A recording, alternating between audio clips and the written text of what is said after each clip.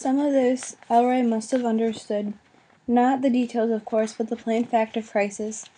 Although the old man never confronted me about it, there was one occasion when he came close to forcing the whole thing out into the open. It was early evening, and we'd just finished supper, and over coffee and dessert I asked him about my bill, how much I owed so far. For a long while the old man squinted down at the tablecloth. "Well, the basic rate," he said. "It's $50 a night. Not counting meals. This makes 4 nights, right?" I nodded. "I have $312 in my wallet." Elroy kept his eyes on the tablecloth. "Now that's an on-season price. To be fair, I suppose we should knock it down a peg or two." He leaned back in his chair. "What's a reasonable number you figure?" "I don't know," I said. 40? 40's good. 40 a night. Then we tack on food, say another 100, 260 total? "I guess." He raised his eyebrows. "Too much?" "No, that's fair. It's fine. Tomorrow, though, I think I'd better take off tomorrow." Elroy shrugged and began clearing the table. For a time he fussed with the dishes, whistling to himself as if the subject had been settled. After a second he slapped his hands together. "You know what we forgot," he said. "We forgot wages, those odd jobs you done. What we have to do, we have to figure out what your time's worth. Your last job, how much did you pull in an hour?" "Not enough," I said. "A bad one?" "Yes, pretty bad." Slowly then, without intending any long sermon, I told them about my days at the pig plant.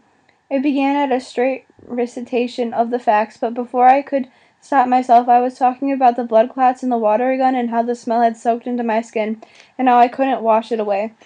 I went on for a long time. I told them about wild hogs squealing in my dreams, the sounds of butchery slaughterhouse sounds, and how I'd sometimes wake up with the greasy pig stink in my throat.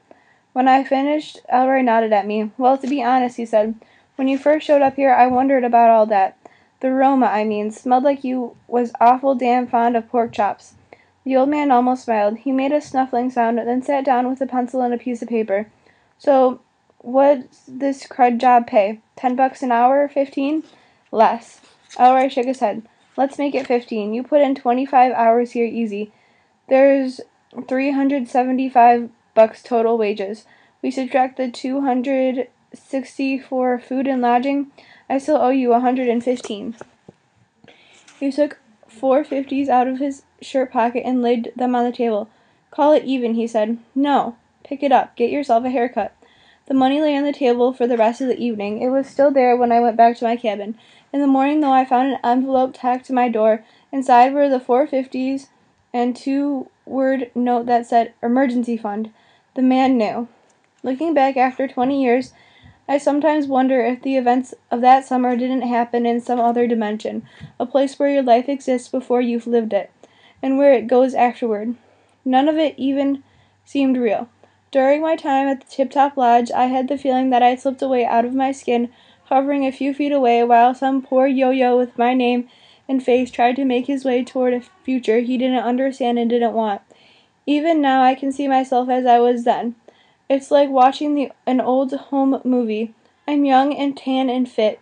I've got hair, lots of it. I don't smoke or drink. I'm wearing faded blue jeans and a white polo shirt. I can see myself sitting on Elroy Birdall's dock near dusk one evening, the sky a bright shimmering pink, and I'm finishing up a letter to my parents that tells what I'm about to do, and why I'm doing it, and how sorry I am that I never found the courage to talk to them about it. I asked them not to be angry. I tried to explain some of my feelings, but there aren't enough words, and so I just say that it's a thing that has to be done.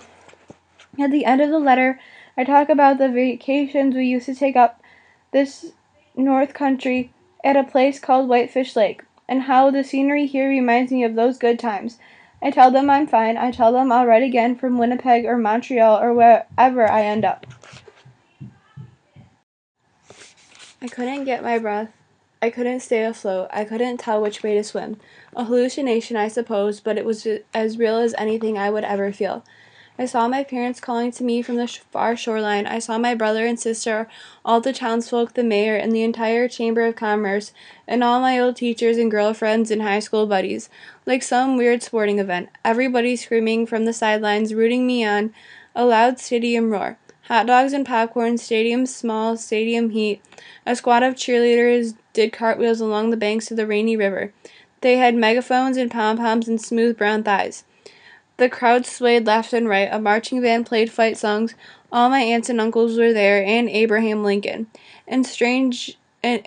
George, and a 9-year-old girl named Linda who had died of a brain tumor back in 5th grade, and several members of the United States Senate, and a blind poet scribbling notes, and LBJ, and Huck Finn, and Abby Hoffman, and all the dead soldiers back from the grave, and the many thousands who were later to die. Villagers with terrible burns, little kids without arms or legs, yes, and the Joint Chiefs of Staff were there, and a couple of popes, and a first lieutenant named Jimmy Cross, and the last surviving veteran of the American Civil War, and Jane Fonda dressed up as Barabella, and an old man sprawled beside a pig pen, and my grandfather, and Gary Cooper, and a kind-faced woman carrying an umbrella, and a copy of Plato's Republic, and a million ferocious citizens waving flags of all shapes and colors.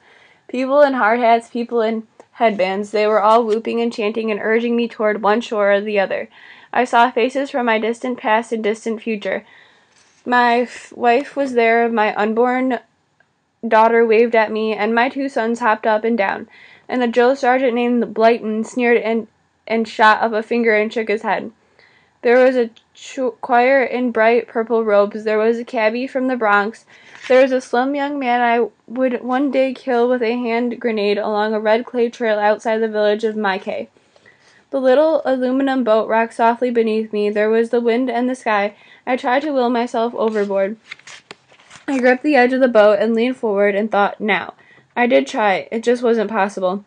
All those eyes on me, the town, the whole universe, and I couldn't risk the embarrassment. It was as if there were an audience to my life. That swirl of faces along the river, and in my head I could hear people screaming at me. Traitor, they yelled. Turncoat, pussy.